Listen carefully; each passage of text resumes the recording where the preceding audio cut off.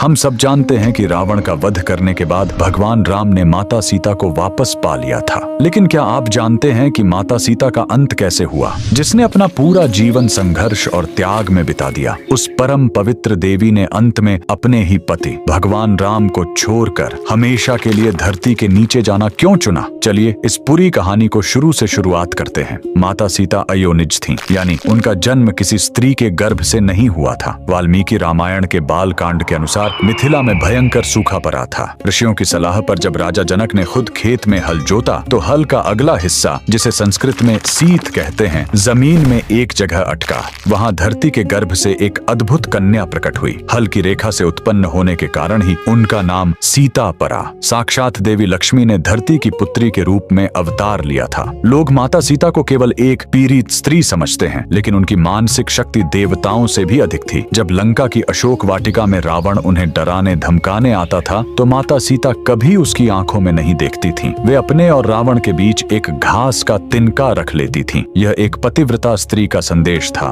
कि हे रावण, मेरे लिए तेरी औकात इस सूखे तिनके से अधिक नहीं है। रावण अपनी पूरी शक्तियों के बाद भी माता सीता को छू तक नहीं पाया, क्योंकि उनका सतीत्व एक दहकती हुई आग के समान था। वाल्मीकि रामायण के उत्तर कांड का वह सबसे भावुक पल, जब लवकुश ने पूरी रामायण गाकर सुना दी। तब श्री राम ने समाज के संशय को हमेशा के लिए मिटाने के लिए सीता जी से एक अंतिम बार अपनी पवित्रता सिद्ध करने को कहा। लेकिन इस बार माता सीता ने सिर्फ अग्नि परीक्षा नहीं दी, उन्होंने परीक्षा शेष होते ही हाथ जोड़े और पूरी सृष्टि को हिला देने वाली शपथ ली।